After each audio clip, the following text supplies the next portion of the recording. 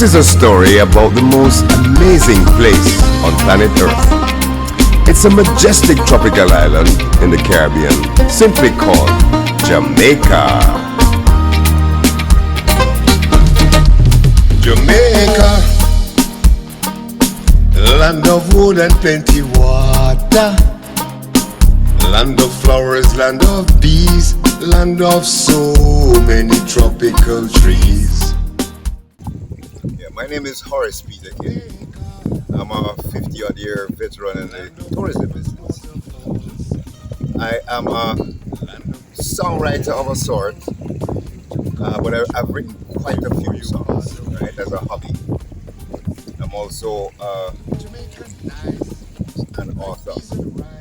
But I really love creating music, and I started realizing that Afrobeats, they're taking over the world in terms of music and displacing Jamaica from that international, top shelf. I decided, because I was in this creative period, every so often I get into a very, very creative period where I can write 2-3 songs in a day.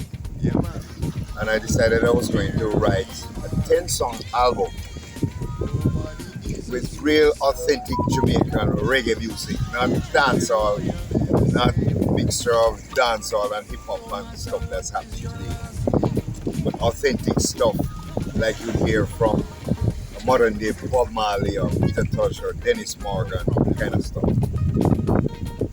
So when I finished the first one, which I called Jamaica, Land of Wood and Water, I think it's a beautiful song because it says everything positive about Jamaica. It covers food, location, the fauna, the flora, the people, the beautiful ladies, etc., etc.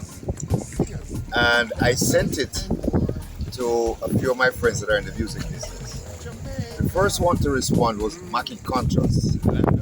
He's a producer, singer-songwriter himself. And he said, Horace Peterkin, you have to enter this into festival. I said, no, sir. So why? I said, because festival is a song killer. I said, after festival, nobody don't want to hear no festival song.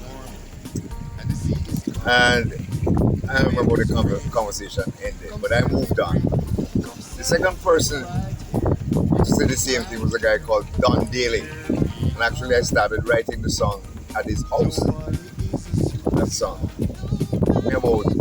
All told maybe about 3 hours to write it. I didn't write it all at once. I started with the chorus first and then wrote the verses around it. Horace Peterkin, this has to go into festival. I said, Don Daly, you too? He said, yes, man, it has the right everything. I said, no. I decided, however, to take it to the tourist board in Kingston. I went to see Mr. Bartlett, the Minister of Tourism, because I am sure he would love it. Great promotional piece for Jamaica.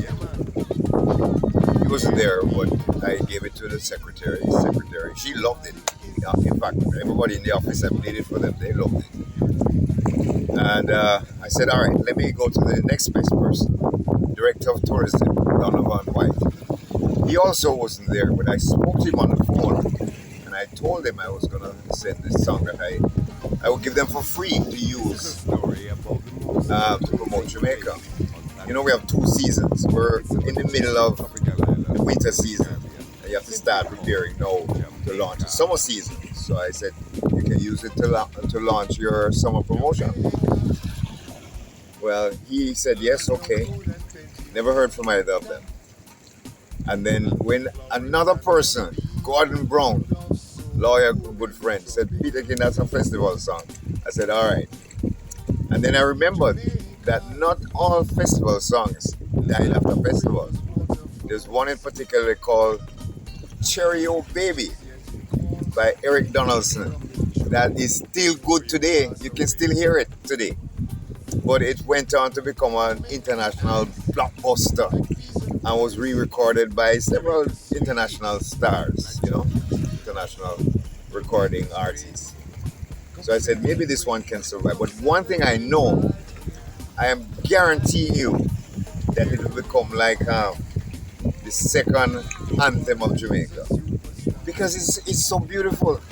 It embellishes. It don't really embellish. It just highlights all the positive things we have to offer in Jamaica. The food, the the greenery, land of wood and water, those river falls, etc., etc. The creativity of the people. We did what we tell them, the runners, singers, the dancers, and a lot more. To produce a song, it wasn't very, very difficult because I have all the right people in my sphere. The main guy was I'm gonna call the producer, engineer, whatever, Goofy. Last name is Campbell. Forget his first name, but everybody calls him Goofy, and he does look like the cartoon character. He's not offended if you tell him that. He's brilliant, brilliant, brilliant. He used to work at my hotel when I was managing Sandals Marquee with me. He was the keyboard player, excellent keyboard player. Eventually, he became, when I left there, he became the leader of the band. So it was very easy to reconnect with him, because I used to go and jam with the band from time to time. I mean, I was always doing stuff to please my guests and to enjoy myself too. So he was very happy.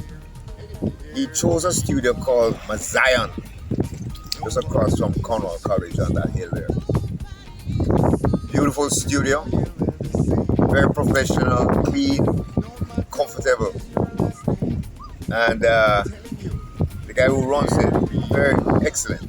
Got his name now too. But Mazion Studio, I can guarantee you'll get a very good experience. And I went there on 3 occasions, I believe. The first one was just to give a draft of the song. From that now, Goofy started putting the music around it. And he gave me feedback each time, and I went 3 times. I would say, listen, this is what I want for this song. All right, let me go back to my childhood. When I was about 8 years old, before there was electricity in Somerton, I went to visit a friend of mine. He was deputy mayor at one stage, Cecil Davis, down Crossroad. And they were having some kind of a dance late in the evening in schoolhouse, not very far away. And kids were not allowed to go in there, but I could peek through the crack in the door, and there was this amazing music going on. There was the bass was a rumba box. There was a guy playing I guess it was like a bamboo saxophone. There was banjo for sure, guitar, and a penny whistle, this tiny little thing that made a whole heap of noise. And I loved it. So I said, listen, you have to read it. You have to capture that old time sound. And here's what I want. I want a mixture of mento, original commercial music. I want some scat in there. I want, for sure, reggae and a little dancehall. And this is how he did it. The mento was represented by banjo. Love banjo because when I just started in the hotel business, I never used to play reggae. They would play mento and calypso, right? Old time calypsonian singers, And the guitar, at first it was done without the guitar. I said, no, you have to do the strumming inside there, to like capture the feeling of a Bob Marley type song. And bass, Afrobeats have some wicked bass, And I said, listen, I want some wicked bass too, but I want it to be more dancehall than Afrobeats or the American stuff. And he did it beautifully, 1 drop beat, spectacular. And I mean, the banjo guy must have been about 195 years old. Right? I'm so sorry, those guys are dying out. We need to, you should ask the Minister of Entertainment and Sport. We have to come up with a program to get the young fellas to go into that kind of thing, or else it's gonna die. Mentor is beautiful, beautiful. Lyrics are usually great, funny, clean. Musicians uh, went after I went, okay? Because what you do, you record one track at a time. It's not like the whole band come onto you. You do it so that you can mix properly. So I went in first, did my thing. Then when I got the feedback, I told them the changes I wanted. In the meantime, the backup singers would go in and do their stuff, right, so that it could, dovetail with mine. The banjo guy, I saw him very briefly, but I left. I just told him what I wanted, and it translated everything perfect. The guitarist and the drummer, they came afterwards. I never met them, right? All I did was to pay everybody, so I own the song 100%. Okay? Tammy T, she and her brother were the backup singers, and she has the most spectacular voice. Not even Celine Dion, in my opinion, has the range that she has. Listen to that at the end, the last chorus when she belted out. I was like, first when they gave it to me after the backup singers, I called Tammy. I said, Tammy, come on, man. You can do much better than that. You have the most terrific voice. She's a little reserved. She's kind of trapped in the hotel area singing to tourists. Not bad about it. But I know she's not paid what she's worth because she's just awesome. Jamaica. And when the thing came back, I said, this is it. No change. Fabulous voice. Yeah, one more thing. I played it again for my team. My judges, Mackie Conscious, Don Daly, and Don Daly said, the song is great, man, but it's missing one ingredient. So what is that? The Jamaican sayings, because you're obviously using the song to invite people to come to Jamaica. And when people come to Jamaica, what are the things they hear? First of all, no problem, man. Everything is Irie, that kind of stuff. You have to put that in there. And I said, you're right. So that was one of my visits, just to deal with the spoken part, right? The introduction, for example, I did it the same time when I did the other speaking parts. It's worked out beautifully. I mean, he mixed it just right. Perfect as a calypso song. Perfect as a reggae. I mean, not calypso, mento. Perfect as a reggae. You can dance, scat to it. It has all the elements of the history of Jamaican music in it, and more. The guy, Mr. Goofy Campbell, get his first name. 100%. This is a story about the most amazing place on planet Earth. It's a majestic tropical island in the Caribbean, simply called Jamaica. And then the first verse goes like this. Jamaica,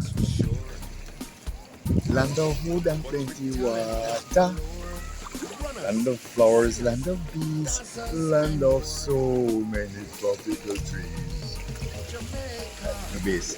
Jamaica, land of rivers and waterfalls, land of beaches, yes it calls for you to come enjoy before you pass away to heaven or hell.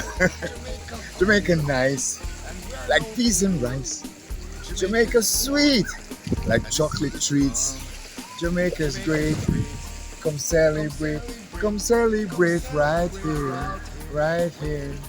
Here we are. To the people now. Nobody is a superstar.